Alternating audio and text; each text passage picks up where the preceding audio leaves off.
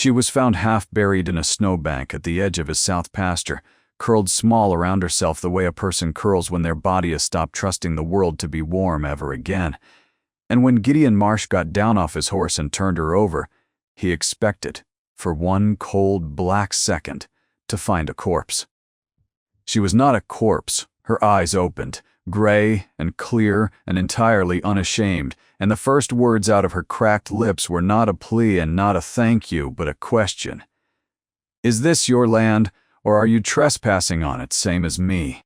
He told her later he laughed before he could stop himself, an ugly, rusty sound he hadn't made in over a year, and that the laughing was what finally moved his feet, because a man does not leave a woman to freeze who has just made him laugh in a year of silence. He got her up onto the horse in front of him and rode her the mile back to a house that had, by every account in the county, already begun to fail along with him, and by the time the fire was built up high enough to bring the blue back out of her lips, he had already, without knowing it yet, begun to change the direction of both their lives. If you've ever been the one nobody expected anything good out of, the one folks looked past because you had nothing left to offer, you already know in your bones where a story like this one is headed, and I promise you it is worth every minute of the road to get there. Stay till the end for what this woman does. With a ranch, everyone in that county had already written off as lost. Subscribe if stories like this one mean something to you, and tell me in the comments what town you're watching from, because I read every one of them. Now, let's go back to the beginning, to the winter. A beggar woman was given nothing more than a roof, and gave a dying ranch back its life in return. Her name was Clara Whitfield, and she had not always been a woman found half frozen in another man's snow. 2 years before, she had been a schoolteacher's wife in a county 3 days' ride east, married to a gentle, bookish man named Thomas, who had loved her plainly and without complication for 6 good years, until the same fever that took half that county's children in a single terrible autumn took him too, quick and merciless, leaving her a widow at 28 with a schoolhouse salary that had been his, not hers, and a landlord who did not believe in charity toward widows who could no longer teach because the school board did not hire women without husbands to vouch for their respectability. She had sold what she could. She had walked when the selling ran out, because walking cost nothing and asked nothing of anyone, and a woman walking west in that country in those years was not so uncommon a sight that it drew much notice, not until the money for meals ran out entirely somewhere past the county line. And she found herself doing the thing she had sworn to herself in her husband's memory she would never do, which was ask. She had asked at 3 houses before Gideon Marsh's land, and been turned away at 2 of them with the particular brisk unkindness people say for beggars they've decided, without asking a single question, must have earned their own ruin. The 3rd house had given her bread through a cracked door without ever opening it wide enough to look at her, which she had taken gratefully, understanding that some kindness comes with its face turned away, and that this did not make it any less kindness. She had been walking toward nothing in particular when the snow came in fast, and the light went early, and she had gone down in that south pasture not out of any dramatic collapse, but simply because her legs had at last quietly stopped being willing to carry her one further step, and she had thought, going down into the cold, that this was likely as fair and unremarkable a place as any to stop. She had not expected to wake up. She certainly had not expected to wake up in a house. Gideon Marsh's house told her, in the hour it took the fire to properly warm her through, everything the county's silence about him had left unsaid. It was a good house, or had been built as a good house, with clean joinery and a fine stone hearth, but it wore its neglect the way a proud man wears a wound he refuses to have looked at. In the unwashed dishes stacked 3 deep, in the curtains gone gray with dust nobody had beaten out of them in what looked like a year, in the particular silence of a household that had forgotten how to make ordinary noise. There were children in that silence. She could hear them somewhere in the back rooms, but they moved through the house like small ghosts, careful and quiet, the way children move when they have learned that noise draws attention they no longer trust to be kind. Gideon himself sat across the room from her that first night, in a chair pulled a careful, deliberate distance away, his right arm held stiff and wrong against his side. And it did not take her long, watching him work the fire one-handed, favoring the arm the way a man favors a hurt he has stopped expecting to heal, to understand that whatever had broken this house had broken the man at its center along with it. "You don't have to explain yourself to me," he said, when she finally found her voice enough to try to thank him, his own voice rusty from disuse in a way that matched the ugly laugh she'd startled out of him at the pasture fence. "Eat. Sleep by the fire tonight. In the morning you can be on your way, or you can stay a few days, till the weather breaks." He said it the way a man states an obligation rather than an invitation, plain and a little embarrassed, as if the kindness cost him something to admit to.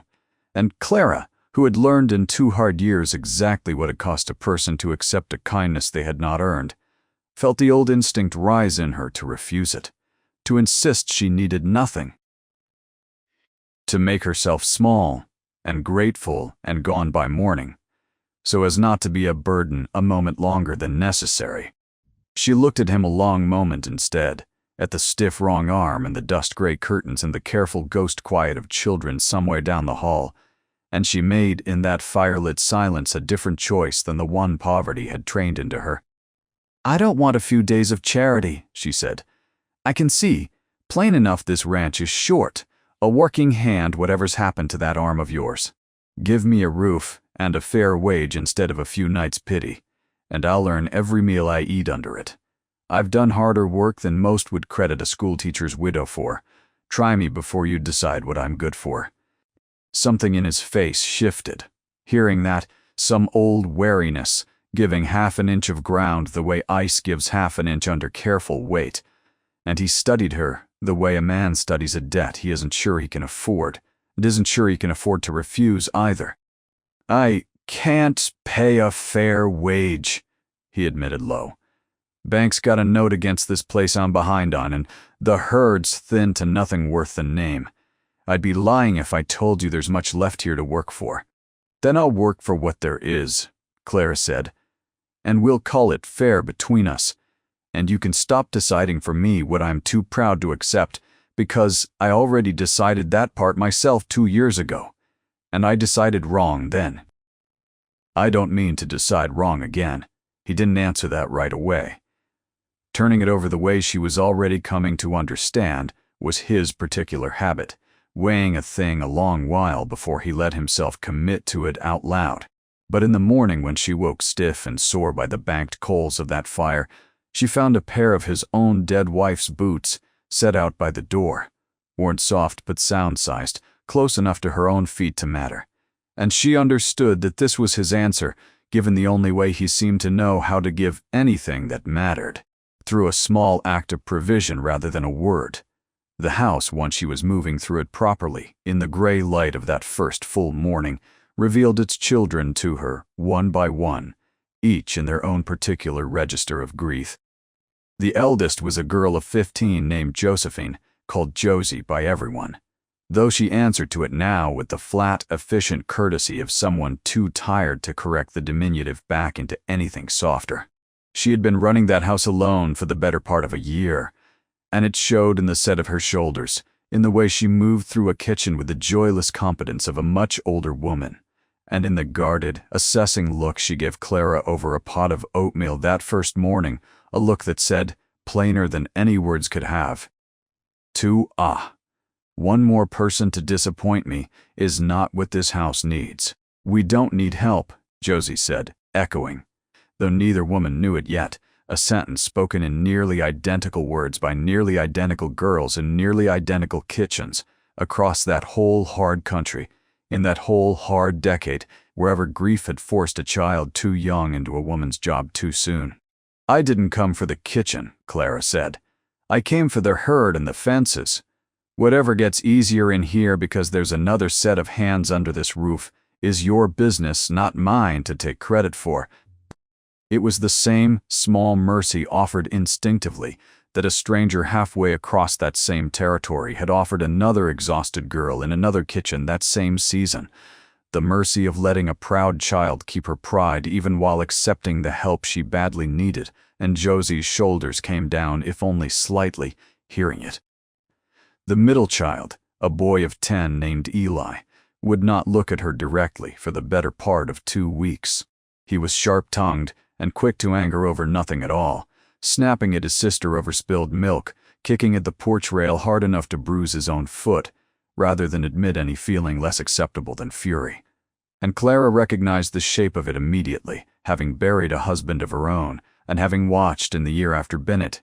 Her own capacity for ordinary patience curdled sometimes into a temper that frightened her, because grief, when a person has no safe place to set it down, will very often disguise itself as anger, simply because anger, unlike sorrow, at least feels like doing something. The third child undid her a little, the way such children always seem to. Her name was Pearl, 7 years old, and she had not spoken since her mother's death the winter before, though she hummed constantly, low and wordless, snatches of tunes that Clara suspected, though nobody confirmed it to her for weeks, had been her mother's lullabies. Hummed now like a private thread, the girl kept spun between herself and a voice she could no longer properly remember. Pearl carried a scrap of blue calico everywhere, a torn piece of a dress that had plainly once belonged to a grown woman, and she would press it to her face at odd moments throughout the day, breathing it in, and Clara understood, watching her do it the second day, that the girl was trying to hold on to her mother's smell before the fabric wore thin of it entirely. The particular small tragedy of a child, too young to understand death, but old enough to be terrified of forgetting.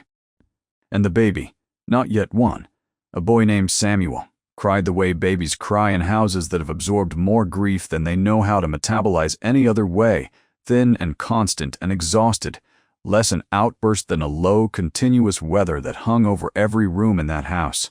And it was Samuel's crying that told Clara in her first hour under that roof exactly how long this family had been drowning without anyone from outside noticing enough to throw them a line. She did not rush to comfort any of them that first week. She had learned, in her own grief, the particular insult of a stranger's premature tenderness, the way it could feel less like comfort and more like being handled, and so she did what she had told Gideon she had come to do. She went to the herd. The herd, what remained of it, was in a state that told her everything. The gossip in whatever nearest town existed had likely already begun whispering. Perhaps 40 head where the land could clearly have carried 3 times that, thin-flanked and dull-coated from a winter of poor feed, the fences sagging in long stretches where posts had rotted at the base and nobody had the 2 working hands or the 2 remaining working hours in a day to reset them. The hayshed held less than half what it should have this deep into winter, and what remained had been cut late and cured badly, going soft and gray in patches where the damp had gotten into it. Worse than any of that, though, was the water. The stock tank at the low end of the property, the one the whole herd depended on through the dry months, sat cracked at its base, leaking away nearly as much as it held, a problem that would turn catastrophic the moment summer came and every other seasonal source ran thin, and Clara understood. Standing at the edge of that tank on her second morning, with her breath fogging in the cold, that this alone, unaddressed, was likely enough to finish what the banknote had already started. Gideon found her there, favoring his stiff arm as he came, and stood beside her a long moment looking at the crack in the stone with the particular weary resignation of a man who has looked at the same failing thing so many times he has stopped seeing it as fixable at all, only as further proof of a ruin already decided. Horse threw me against a fence post in the spring, breaking colts I'd no business breaking alone, he said unprompted, following her glance to his own stiff arm, answering a question she had not yet asked out loud. Shoulders never set right since. Doc says it might loosen up in time. Might not. Either way, I can't rope, can't swing a maul more than an hour before it locks up on me, and I lost my hired man in the fall, and I haven't had the coin to replace him since. And now you're standing here looking at my water tank like it's a puzzle you mean to solve. And I'll tell you plainly, I've stopped believing This place has a solution left in it. Everything's got a solution up until the day it doesn't, Clara said. And this isn't that day yet. That crack can be packed with clay and lime mortar cheap enough, and it'll hold through summer if we're careful with it. Your hay's not ruined, just cured wrong, which means next season's the one to fix, not this one, and this one we manage tight instead. And your herd's not beyond saving. It's just been left too long without anybody having the 2 hands or the 2 hours to remind it that somebody's minding it. Marsh and I mean. To spend every hour of them here proving that a ranch on the edge of ruin isn't the same thing as a ranch already lost. He looked at her a long moment in the gray morning light, the same weighing look he'd given her the night before over the fire, and something behind his eyes closed and grief-locked as that cracked water tank opened just slightly, the way water finds, against all resistance, the smallest available crack to move through. Eleanor used to talk about that crack every spring, he said quietly, naming his dead wife for the first time in Clara's hearing, and then, as though the name itself had cost him more than he'd braced for, he turned and walked back toward the barn without saying anything further, and Clara stood at the tank a while longer in the cold, already turning over in her mind exactly how she meant to mix that mortar, and did not follow him. The days that followed took on a rhythm Clara recognized from her own girlhood on a hard homestead further east, the particular rhythm of a place run on exact economy rather than comfortable plenty. She packed the water tank crack herself over 3 cold mornings, working the lime mortar into the stone with hands that cracked and bled a little in the frost, and when it held, tested against a full week of hard freeze and thaw without a single new seep. Gideon said nothing about it directly, but she noticed he took to checking it himself each evening. On his way in from the barn, running his good hand along the packed seam the way a man checks a wound he is cautiously beginning to believe might actually heal. She reset the worst of the fence line with Eli's grudging, silent help, the boy holding posts plumb while she drove them, neither of them speaking much at first, until the 3rd afternoon, when Eli, apropos of nothing, driving a nail with more force than it required, said, "My pa used to be able to do this himself before the horse threw him. Now, Josie has to do everything, and I have to do everything, and he just sits by that stupid tank at night like staring at. It's gonna fix his arm, which is about the stupidest thing I ever heard of, if you want my opinion on it." "I do want your opinion," Clara said, and meant it, the way she meant most things she said to that family, plainly and without decoration. And Eli glanced at her sideways, startled, the particular startlement of a child unused to being taken seriously by an adult. Josie's guard came down more slowly, the way such guards always do in eldest children who have carried too much for too long to trust a stranger's kindness as anything but temporary. It was the water reservoir on the stove that finally cracked that guard properly open, much as it had for another exhausted girl in another kitchen that same hard season, the fitting having gone soft and split sometime the autumn before, so that Josie had been hauling every drop of hot water by hand for months rather than admit to her father that one more thing in the house had broken beyond her ability to fix alone. Clara mended it one evening without being asked, packing the joint with pitch and wound wire, the way her own mother had taught her on a homestead 2 days from the nearest blacksmith, and Josie stood in the doorway watching her do it with her arms crossed in a pose so exactly like her brother's that Clara nearly smiled through her own tiredness. "You didn't have to do that," Josie said.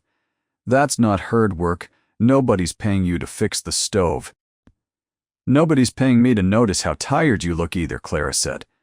"But I noticed anyway, same as I noticed the reservoir, and I had the pitch on hand, so." Josie's arms uncrossed slowly, and something in her face, held tight as a fist for the better part of a year, began at last, quietly, to loosen. "He won't say her name," Josie said finally, low, meaning her mother, meaning Eleanor, the words coming the way held things come when a hand finally cramps open. "Pa, not once since the funeral. Pearl's forgetting what she looked like, I can tell, And I'm scared I'm starting to forget her voice too.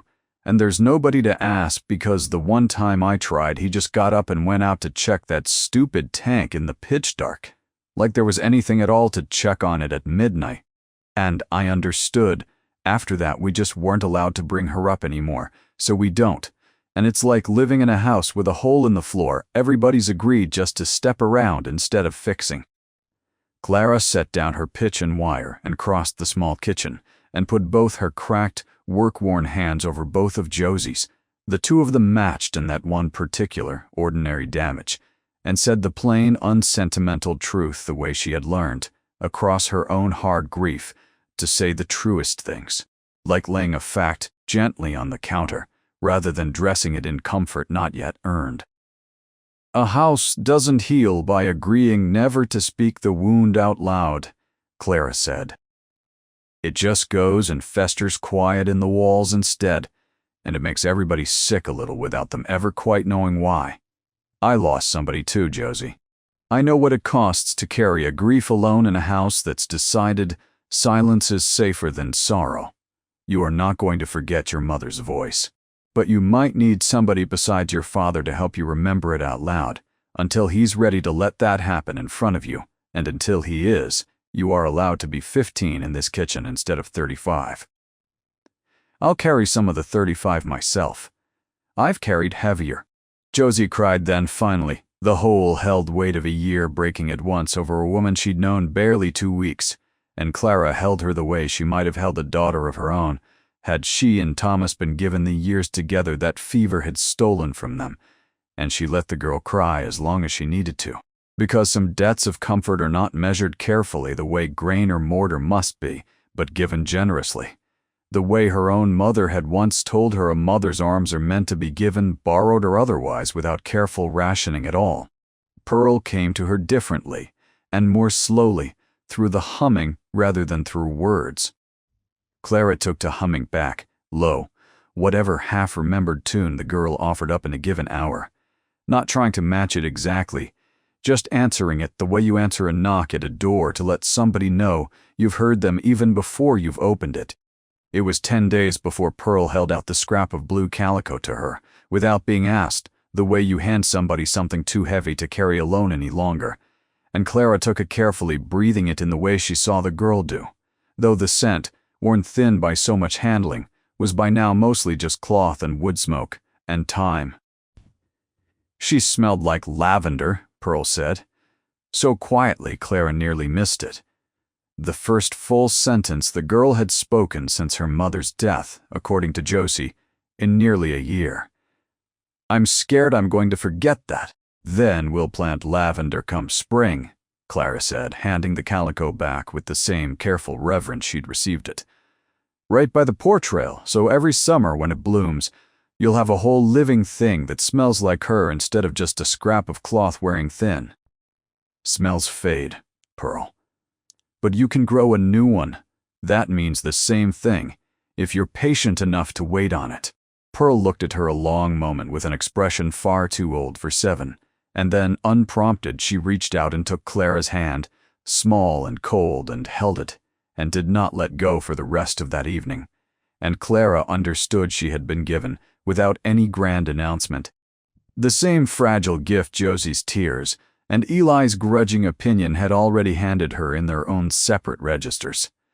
The beginning of trust in a house that had, until 3 weeks before, forgotten it was safe to trust anyone at all.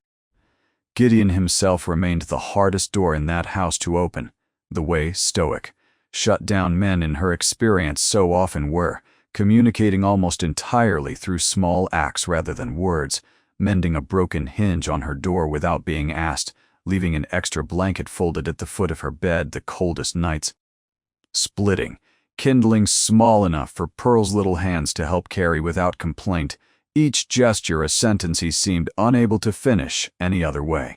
He had the particular habit, she noticed early on, of starting toward a real feeling in conversation, and then stopping himself just short of it, a sentence begun and abandoned mid-thought so often that Claire began privately keeping count of how many times a week he did it, the way you keep count of anything you suspect will eventually matter. The crisis that finally cracked him fully open came in the 6th week, with a barn fire that started, as such things so often do, from the smallest and stupidest of causes, a lantern left too near loose straw by a hand too exhausted. That week, to remember his own careful habits, Clara smelled the smoke before she saw the flame, waking from the thin, watchful sleep she had kept since her husband's death, and by the time she'd roused the house, the near corner of the barn was already burning fast, the dry old timber catching like it had been waiting all winter for exactly this excuse. Gideon went in after the 2 milk cows still inside, without a single second's hesitation, his stiff arm forgotten entirely in the surge of old instinct, and Clara went in behind him without being asked, because she had already learned in 6 weeks under that roof that this was not a household where anybody stood back and watched, while others carried the weight, and together, choking on smoke thick enough to blind. They got both cows out through the side door moments before the roof beam above it gave way and came down in a shower of sparks exactly where they had been standing. It was Clara who saw, in the wild orange light, that Gideon's coat sleeve had caught a stray ember and begun to smolder, and it was Clara who threw herself against him bodily to smother it out before it could catch properly, the 2 of them going down together hard into the mud and slush of the yard, and it was there, coughing smoke and shaking with the particular violent aftershock of a danger only just escaped, that he finally, said the thing he had been starting and stopping for 6 weeks. "I couldn't lose you in there," he said, rough and raw, and it scared me half out of my mind how much that thought scared me, because I promised myself after Eleanor I wasn't ever going to let losing somebody have that kind of hold over me again. And here you've gone and got that same hold on me in 6 weeks that took her 6 years to earn, and I don't rightly know what to do with that, except that I know I don't want to spend one more day not saying it. Clara, still catching her own breath, still smelling smoke in her hair, looked at him in the dying orange light of the barn's ruined corner and did not say anything clever or careful, because 6 weeks in that house had taught her, same as it had taught her in every hard season of her life, that the truest things are always the plainest. "Then don't spend it," she said. "Say the rest if there's more of it." "There's more," he said. "I don't know how to be a man who says things easy, Clara. I never was, even before Eleanor, and I'm worse at it now. But I know this ranch was on its way to nothing before you walked up out of that snowbank asking whether it was mine or yours to trespass on. And I know my children have got their voices and their tempers and their trust back in 6 weeks in a way I hadn't managed to give them back in a whole year of trying alone. And I know I don't want you gone from this house, not as a hired hand, not as a guest waiting for the weather to break.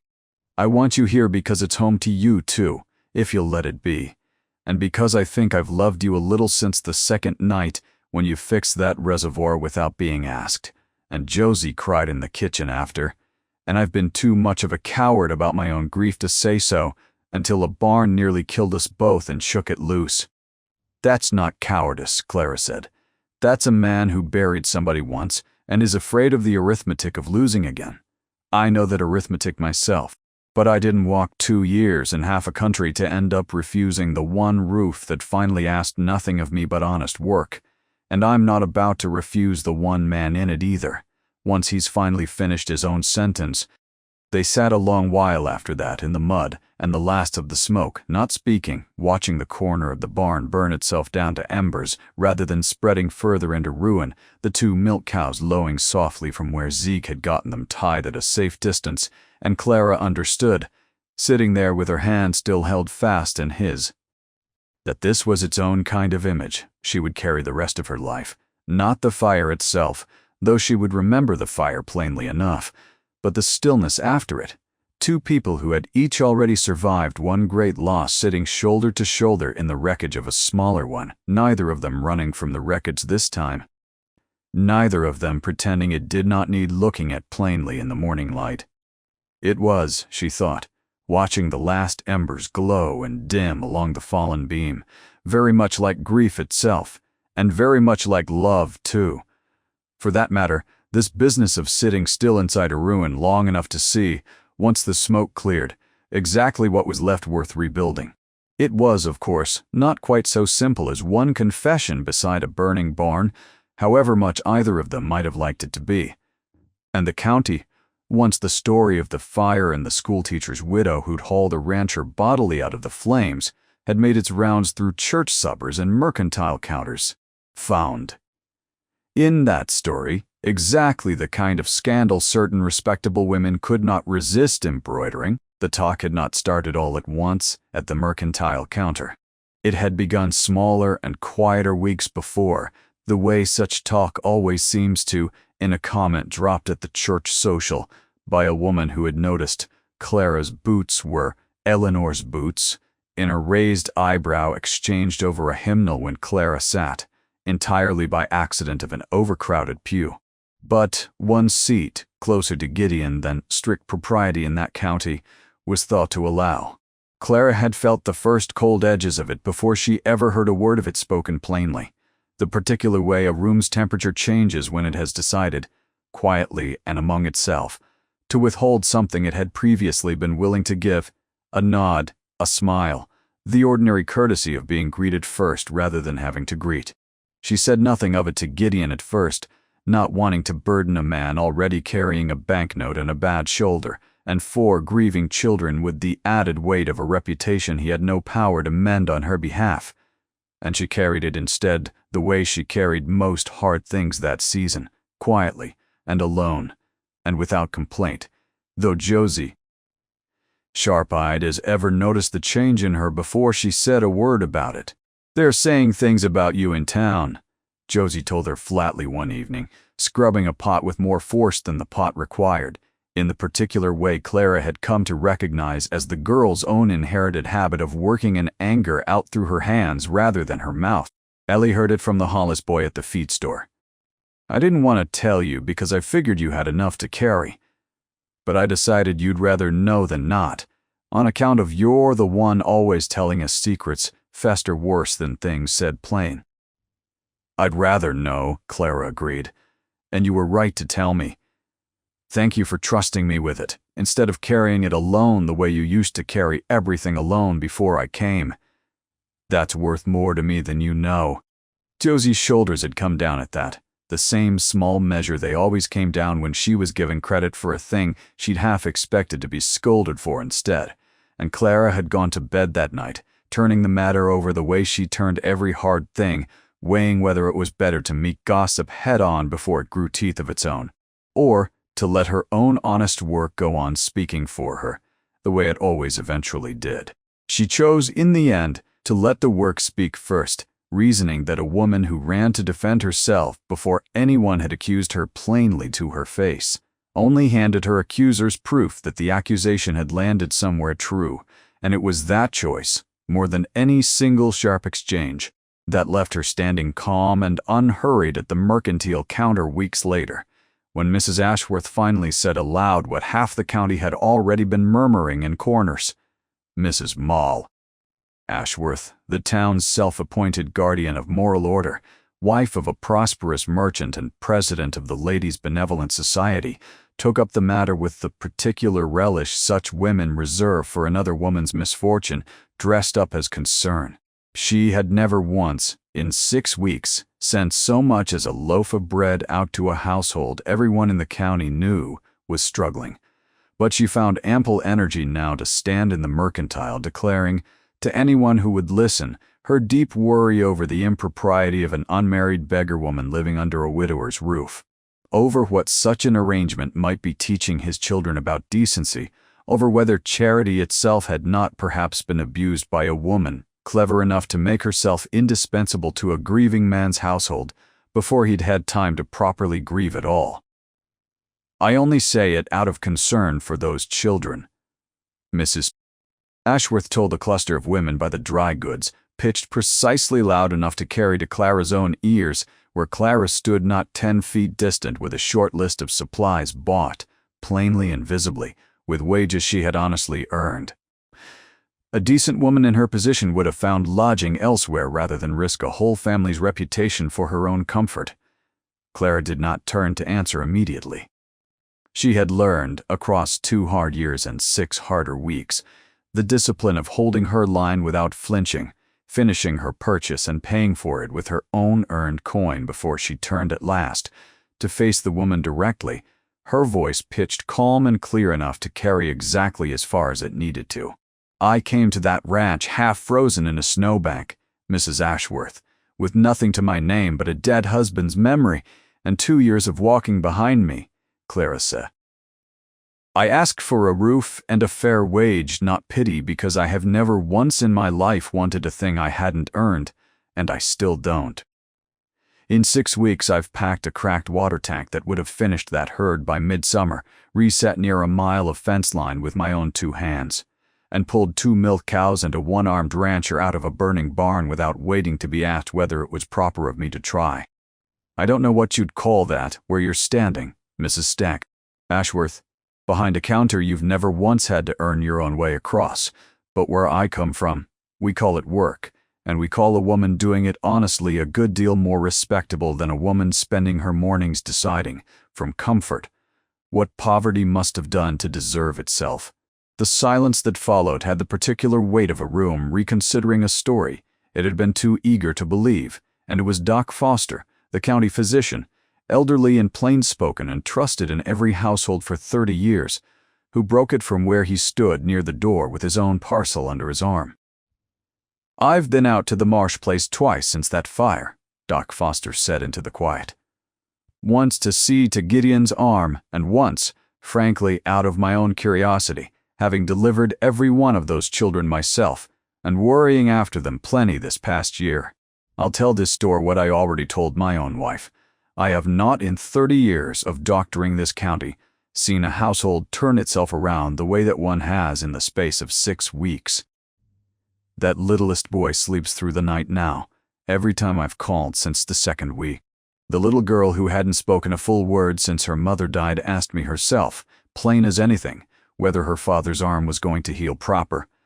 I don't know what you'd call the woman responsible for that, Mrs. Great Ashworth, but I'd call her the finest thing to happen to that family since before Eleanor Marsh took sick, and I'd think this whole store owes her an apology instead of an audience for gossip. It was Mrs. Nyatt. Doyle, of all people, the housekeeper in the employ of banker Cyrus Bellamy himself, who spoke next, a woman who had, by her own later admission, disapproved of the arrangement as thoroughly as anyone when the talk first started, and who had over 6 weeks of watching Clara at the mercantile and the church steps, quietly and entirely changed her mind.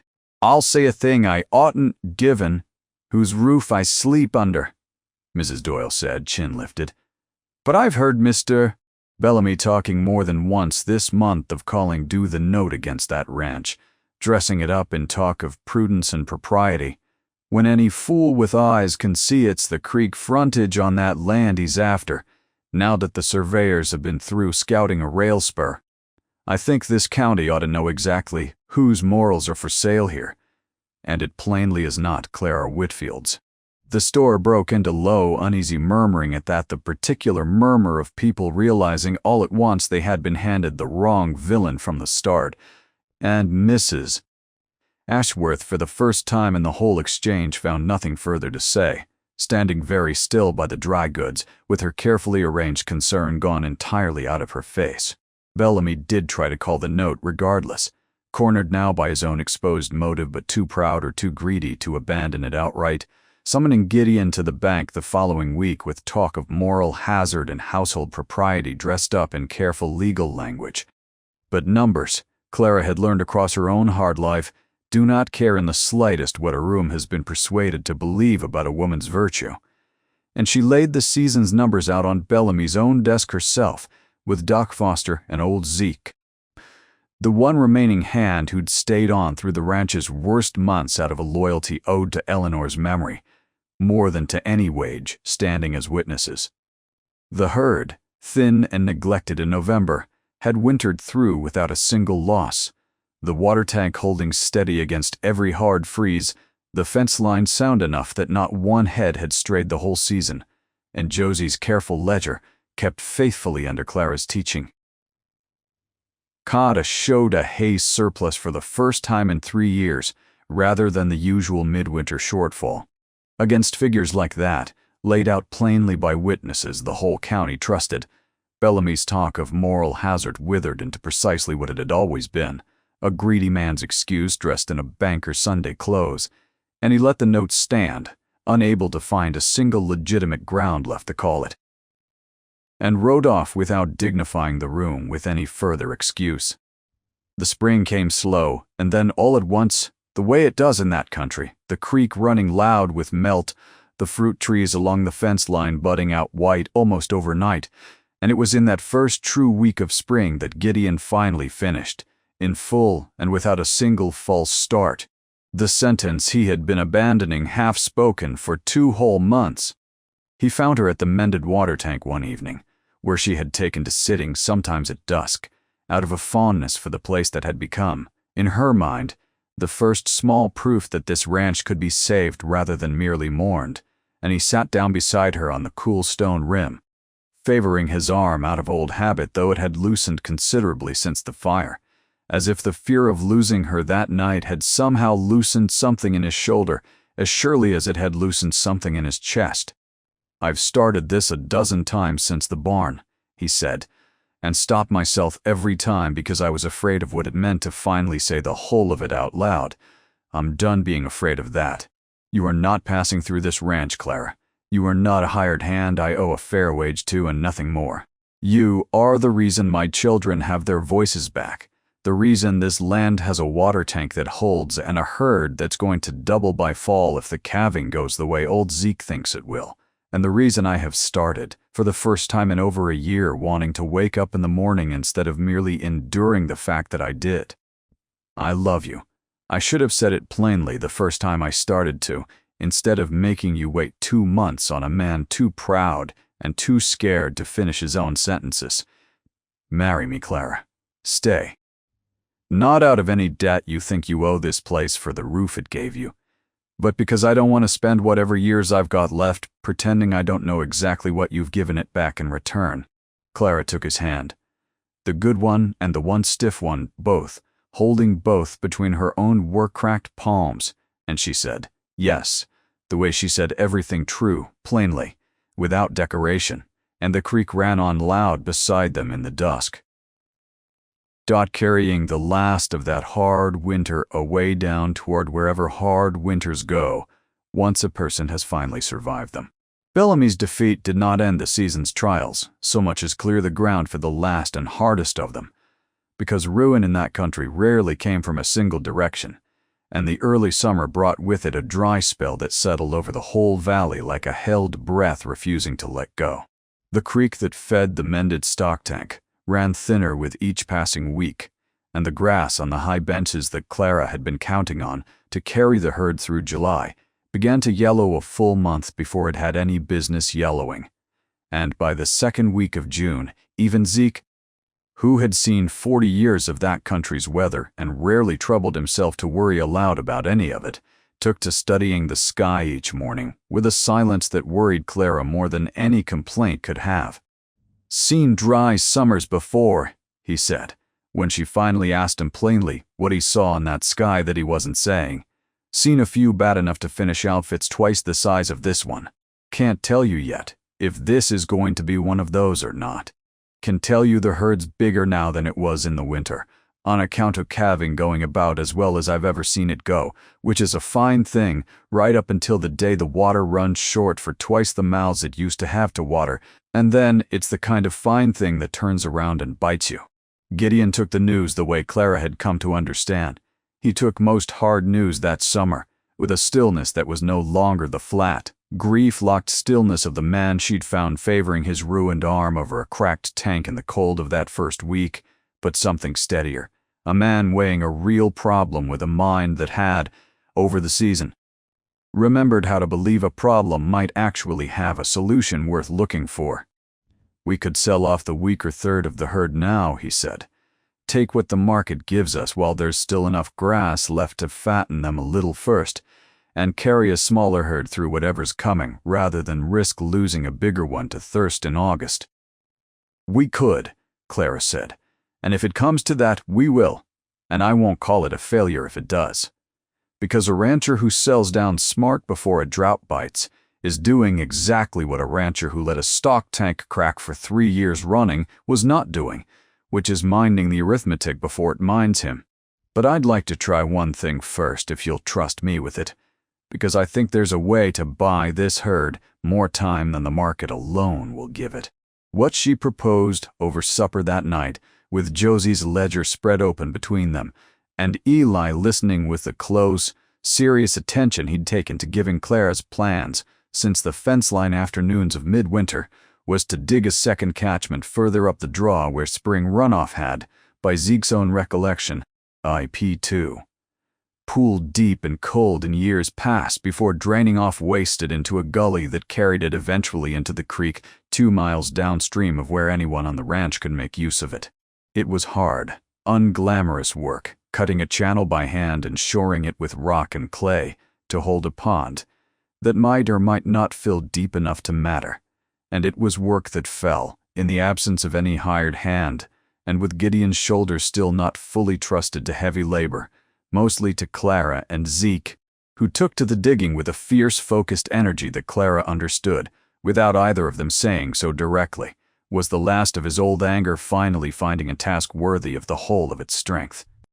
They worked through the better part of 3 weeks in June, mornings before the worst heat and evenings after it broke, and Josie kept the household running through the effort the way she had kept it running through every hard stretch that year, though with an ease now that had nothing left in it of the joyless, exhausted competence of the girl Clara had first met over a pot of oatmeal in midwinter.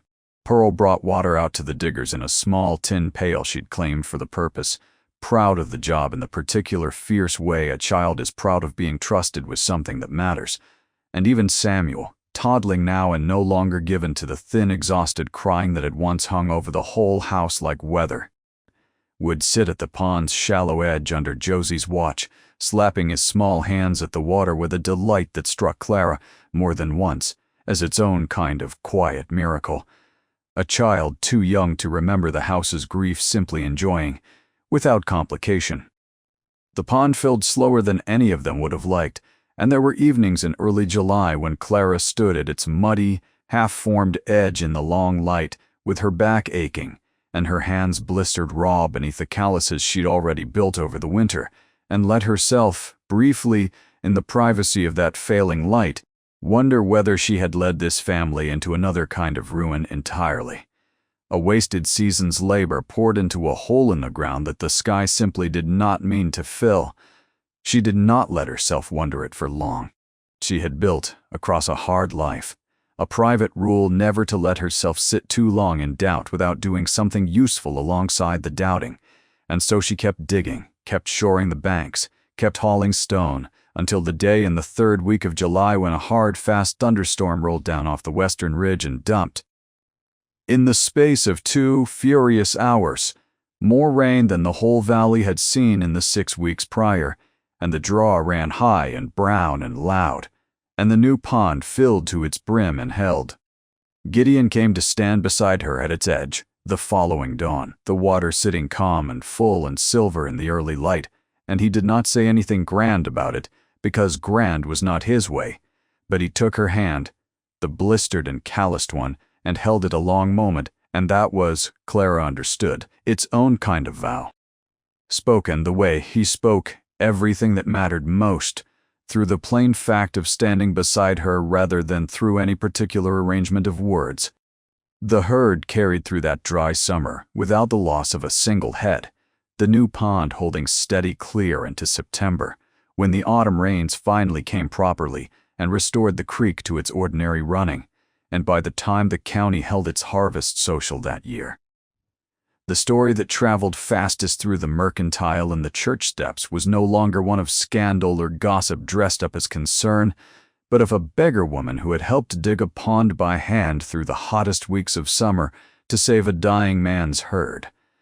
And the story told that way by people who had once been so ready to believe the worst of her was its own quiet, unglamorous vindication, more lasting in its way than even the confrontation in the mercantile had been, because it was not built on a single sharp exchange of words, but on a whole season's accumulation of plain, visible, undeniable work.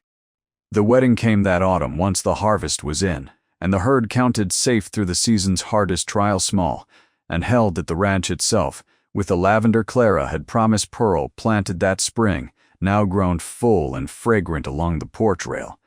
A promise kept in the air as surely as it had been kept in the ground. Josie stood nearest the bride, dressed in a gown sewn from cloth bought with the season's first calf sale. No longer the exhausted, prematurely aged girl who had told a stranger at her own kitchen table that they didn't need help, but a girl allowed, finally, to be 15 again while someone else shared the weight she'd carried alone. Eli stood at his father's side, taller already than he'd been at the fence line in midwinter, his temper long since settled into ordinary boyish restlessness rather than grief-wearing anger's face. Pearl spoke her witness blessing, clear and unhesitating, when Doc Foster asked the children whether they gave it 4 full sentences without a single hitch. The blue calico scrap tucked, Clara noticed, into the pocket of her dress rather than pressed constantly to her face, held now as a keepsake rather than a lifeline. And Samuel, not yet crying at all that spring, sat propped on old Zeke's knee at the gathering's edge, gurgling happily at the fiddle music, the barometer, at last, of a house fully healed. Clara kept the piece of blue calico Pearl eventually outgrew her need for folded inside her own Bible for the rest of her life, alongside a single pressed sprig of the lavender that bloomed, that first full summer, exactly where she'd promised it would. When her own children, born into that mended house in the seasons that followed, asked her once why she kept an old scrap of faded cloth and a dried flower with nothing valuable about them in a house that could easily have afforded finer keepsakes, she told them the plain truth, the way she always told the truest things, that the cloth had taught her exactly how much a grieving child could hold on to if somebody simply let her hold it long enough, and the lavender had taught her that what fades can always patiently be grown back new, so long as somebody is willing to plant it and wait. Old Zeke, grown slower but never gone from that ranch, was fond of telling the story at Grange socials for the rest of his years, embellishing the fire a little taller and the snowbank a little deeper with every telling. Though the heart of it never once changed, no matter how the edges grew, a beggar woman had been found half frozen at the edge of a dying ranch, and had been given by a grieving one-armed man who had nothing much left to give, nothing more than a roof and a fair wage honestly offered. And in the space of one hard season, she had packed a failing water tank, mended a broken fence line and a broken family both, pulled a man and his herd back from the edge of ruin the whole county had already quietly written off as settled, and built, out of nothing but her own 2 willing hands, a home sturdier than the one either of them had lost. The ranch itself grew in the years that followed, into the kind of place the county pointed to when it wanted an example of what hard, honest work could accomplish against every early sign to the contrary. The herd that had numbered 40 thin, dull-coated head the winter Clara arrived, stood at better than 200 by the time Josie was old enough to be courted herself, and it was Josie, more than either of her parents, who had taken up the ledger for good, keeping it with the same careful, exact hand Clara had taught her that first hard winter. So that the numbers on that ranch were never again allowed to drift into the kind of quiet neglect that had so nearly finished it. Eli grew into a young man well known through that whole country for his skill with green horses, patient and steady-handed in a way that surprised everyone who remembered the sharp-tongued, furious boy he'd been at 10, though Clara privately thought it did not surprise her at all, having watched him pour the whole of that old anger one summer into digging a pond by hand rather than letting it curdle into something harder and less useful. Pearl spoke easily and often by the time she was grown, though she kept all her life the particular habit of humming low under her breath while she worked, a private thread back to a mother she had in the end, never entirely forgotten, and she planted lavender of her own every place she ever lived afterward without needing to be asked why. And Samuel grew up never once, knowing the house anyway, but full and steady and warm, The crying he could not remember having done himself become, in time, nothing more than a story his older sisters told, at his expense when he was old enough to laugh about it rather than wonder at it. Gideon's shoulder loosened further with every passing year, never quite what it had been before the horse threw him, but steady enough in time to rope and to swing a maul the whole day through without complaint. And Clara used to say, when anyone asked her about it, that she suspected the shoulder had never really been waiting on a doctor's cure at all, but on a household worth using 2 good arms for, again, and that the mending of the one had simply followed, in its own good time, the mending of the other. He finished his sentences easily by then, too. The old habit of starting toward a feeling and stopping short of it worn away entirely by years of a wife who had never once let him get away with leaving the hardest part unsaid. And their children, and later their children's children, grew up in a house where grief, when it came, as it always eventually does even to the happiest households, was spoken of plainly and remembered out loud rather than buried in silence behind a closed door. Clara herself never did stop measuring things carefully, long after there was any real need to, a private rule that had outlasted the poverty which first demanded it, and when her grandchildren asked her once why she still leveled off a cup of flour rather than heaping it generous the way other grandmothers did, she told them the truth the way she told every truth plainly and without decoration, that she had learned in the hardest season of her life exactly how much a thing needs to survive if you measure it honestly, and exactly how much more can be built afterward once somebody finally lets themselves believe there is more worth building at all. That Zeke always said, setting his coffee cup down at the story's end, was the whole of the lesson worth keeping.